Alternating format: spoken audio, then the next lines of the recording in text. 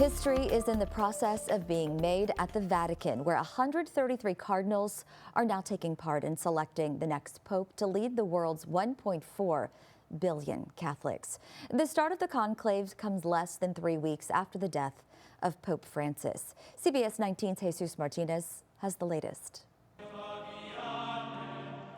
The cardinals entered the Sistine Chapel and took an oath of secrecy as they began the process of choosing Pope Francis' successor.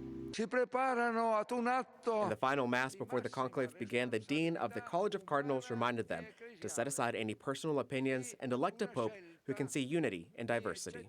With Pope Francis being a more progressive pope, I think everyone's really on the cusp and anxious to see who they're going to pick next. The so-called princes of the church have surrendered their phones and cut off communications with the outside world, and they will keep casting ballots until they reach a two-thirds consensus. The 133 cardinals come from 70 countries, 10 of them from the U.S., and the vast majority chosen by Pope Francis himself. They don't know each other very well. Pope Francis called them together very infrequently, only really once in 2014 for open discussion. A new CBS News poll of U.S. Catholics shows more than a third hope the next pontiff will be more conservative than Pope Francis, while 21% want someone more progressive.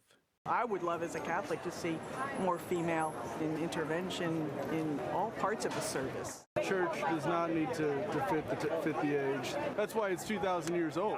And crowds are watching for smoke signals from the temporary chimney on the roof of the Sistine Chapel.